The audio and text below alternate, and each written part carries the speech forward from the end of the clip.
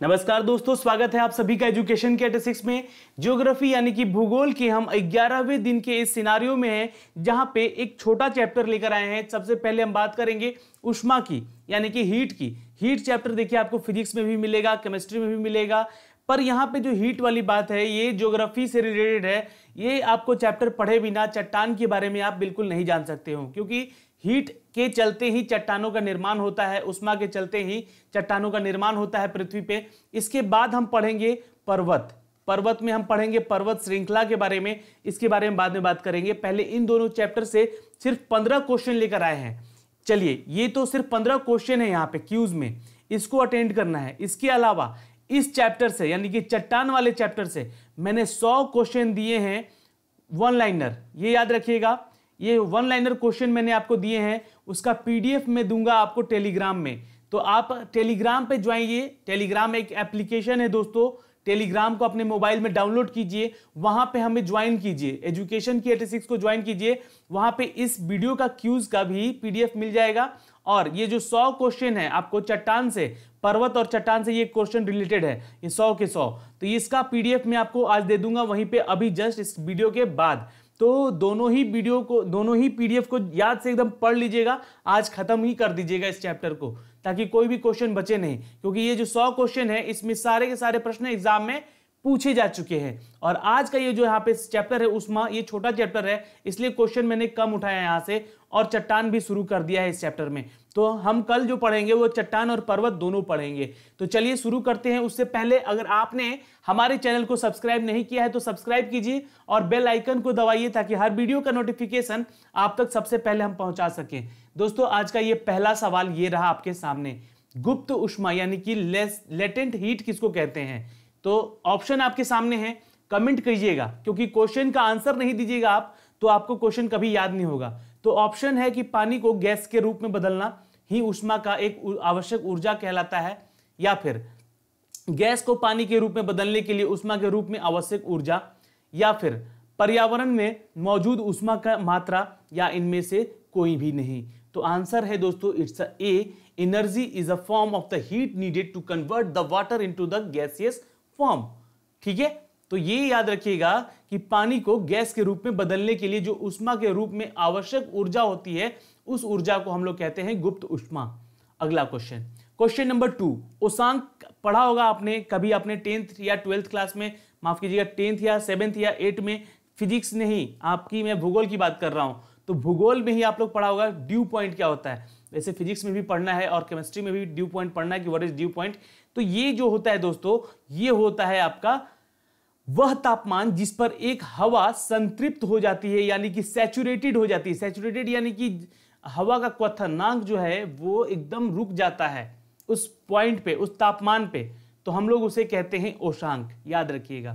Question number 3, सामान्य गिरावट दर क्या होती है? तो सामान्य गिरावट दर होती है यहां पे बढ़ती हुई ऊंचाई के साथ तापमान में कमी होना।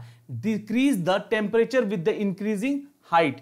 कभी भी आप हाइट पे जाओगे, यानी कि पर्वतों पे आप कभी चढ़ते हुए देखना, खुद को फील करोगे कि तापमान यानी कि जो टेम्परेचर है वो कम होता है, इसलिए आपको ठंड भी लगती है वहां पे। ठीक है, तो उसे हम लोग कहते हैं नॉर्मल लैप्स रेट। अगला क्वेश्चन, विकिरण विलोमन खाली जगह पर होता है। तो विकिरण विलोमन यानी कि हम क्या कहते हैं इसको, रेडिएशन इन्वर्जन कहते हैं। ये किसके चलते होता है? तो भूतल के चलते होता है, यानी कि लैंड सरफेस जो एरिया होता है हमारा, उसके चलते ये होता है। याद रखिएगा, इंपॉर्टेंट है, ये क्वेश्चन आया हुआ है एसएससी सीजीएल में। अगला क्वेश्चन नंबर 5, ललाट कोहरा। कोहरा देखिए क्या होता है। कोहरा एक तरह का बादल ही होता है, जो कि आप पर्वतों पे कभी चढ़ोगे, है ना, तो पर्वतों पे चढ़ोगे तो बादल के रूप में कोहरे का बहुत सारा जमाव, जैसे कभी आप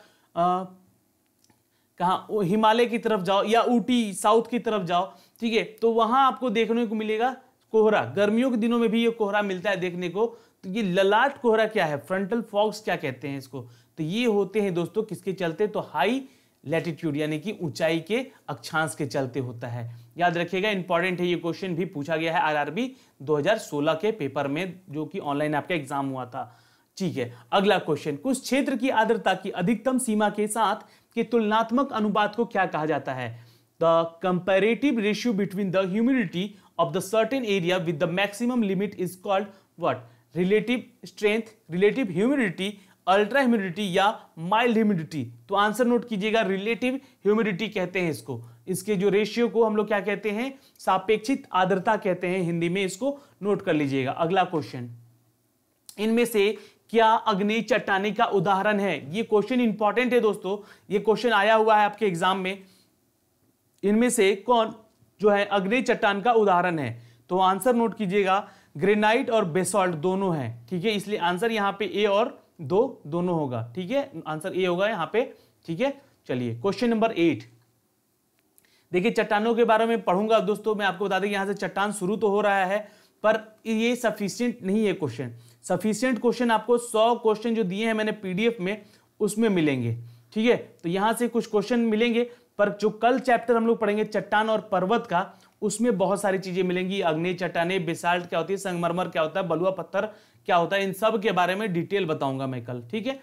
और उसके बाद जब पर्वत पढ़ेंगे तो पर्वत में पर्वत श्रृंखलाओं के बारे में सबसे ज्यादा पढ़ेंगे, ठीक है। तो सबसे पहले भारत से स्टार्ट करेंगे और भारत के बाद फिर विश्व की भी हम बात करेंगे पर्वत श्रृंखलाओं की, जो कि फेमस है, जो कि एग्जाम में पूछे जाते हैं। Question number 8, marble are form due to the change. Marble कैसे बनता है, ठीक है, ये बताना है। मार्बल आप लोग घर में लगाते होगे ना, पत्थर, जो मार्बल पत्थर होता है, तो वो मार्बल में कैसे परिवर्तन होता है पत्थर से, चट्टान से?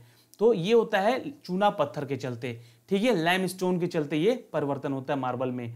क्वेश्चन नंबर 9, कौन सी चट्टानों को प्राथमिक चट्टान कहा जाता है? चलिए, ये सबसे इंपॉर्टेंट है और अभी तक का सबसे महत्वपूर्ण, मोस्ट इंपॉर्टेंट क्वेश्चन है, यहां से आ सकता है एग्जाम में आपके। आंसर नोट कीजिएगा, इट्स अ सी। अग्निय चट्टानों के चलते जो होता है प्राथमिक चट्टान में कन्वर्जन होता है, और ये अग्नि चट्टानें जो होती हैं ये प्राथमिक चट्टानें कहलाती हैं। लोएस एक तरह का क्या है? तो चट्टानों की क्षति है, पशु निष्पक्षता अवसाद है, पानी निक्षिप्त अवसाद है, या फिर हवा निक्षिप्त अवसाद है? तो नोट कीजिएगा, ये दोस्तों आपका वाइन डिपोजिटेड सेंडिमेंट है, जिसे हम लोग कहते हैं हवा निक्षिप्त अवसाद, ठीक है। इसके बारे में मैं आपको बता दूं कि ये क्वेश्चन 2010 के पेपर में आया हुआ है, और ये 2016 के पेपर में आया है, 2002 के पेपर में आया है, 2008 के पेपर में आया है। तो ये इंपॉर्टेंट, तो मोस्ट इंपॉर्टेंट है।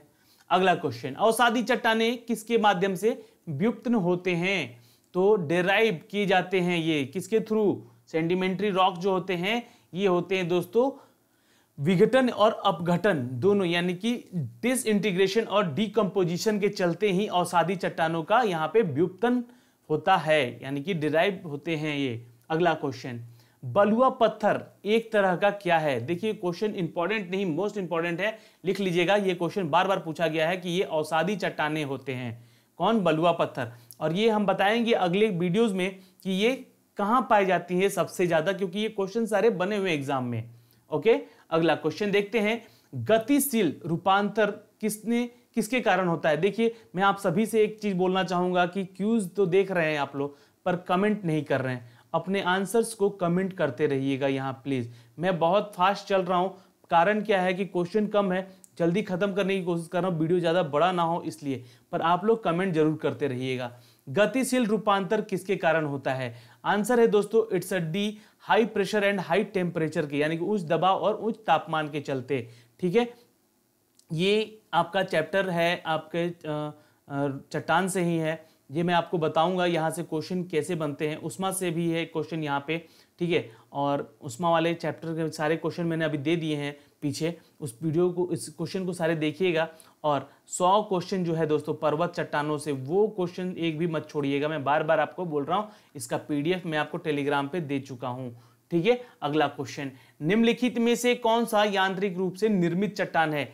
तो आंसर लिखिएगा यहाँ पे, ये सभी हैं, सिलस्टोन, सैल, बलुआ पत्थर, ये सभी के सभी एक तरह से मैकेनिकली फॉर्म्ड है रॉक्स। ठीक है, ये कैसे पत्थर हैं, कैसे चट्टान है? तो मैकेनिकल फॉर्म्ड है, मतलब ये कृत्रिम यानी कि यांत्रिक रूप से निर्मित हुए हैं ये पत्थर। कौन से? तो सिल्टस्टोन, शैल और बलुआ पत्थर, इसको बनाया जाता है।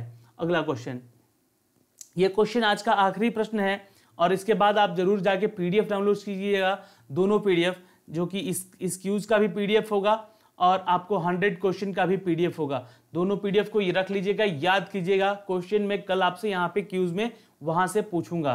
ठीक है, तो कल का क्वेश्चन रहेगा हमारा पर्वत से, रिलेटेड, ठीक है, सारा का सारा पर्वत और उसके श्रृंखलाओं से रिलेटेड अगले वीडियो में पढ़ेंगे, पर पर्वत और चट्टान से रिलेटेड कुछ क्वेश्चन होंगे, तो वहां से जो क्यूज मैंने दिए हैं 100 क्वेश्चन जो दिए हैं उससे क्वेश्चन जरूर पूछूंगा। ये क्वेश्चन का आंसर है दोस्तों, वह प्रक्रियाएं जिनमें भौगोलिक घटनाएं और प्रक्रिया शामिल हैं जो पृथ्वी की सतह पर बाहरी रूप से उत्पन्न होती हैं, उन्हें कहते हैं बहिर्जनिक प्रक्रिया, यानी कि एक्सोजेनिक प्रोसेस कहते हैं उसको, ठीक है, जो बाहर होने वाली प्रक्रिया होती हैं। ओके, तो दोस्तों आज के इस पूरे सिनारियो में आज हमारे साथ आप बने रहे, इसका बहुत बहुत धन्यवाद। देखिए कमेंट कीजिएगा, ठीक है, मैं जानता हूं कि क्वेश्चन कम है, पर क्वेश्चन सारे आपको मैंने दे दिए हैं आज पीडीएफ में 100 क्वेश्चन, ठीक है, तो उसको भी डाउनलोड कीजिएगा और इस वीडियो का पीडीएफ भी डाउनलोड कर लीजिएगा। आज के लिए इतना ही था, हमारे साथ बने रहे, इसका बहुत बहुत धन्यवाद। वीडियो को शेयर कीजिएगा अपने दोस्तों में, व्हाट्सएप ग्रुप में, अपने फैमिली मेंबर ग्रुप में, हर जगह शेयर कर दीजिएगा ताकि ये क्वेश्चन उन तब तक भी पहुंचे और उनको भी ये ज्ञान